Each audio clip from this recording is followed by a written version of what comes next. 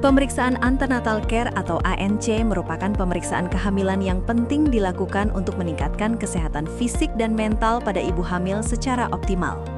ANC dilakukan minimal 8 kali selama masa kehamilan, yaitu 1 kali pada trimester pertama, 2 kali pada trimester kedua, dan 5 kali pada trimester ketiga.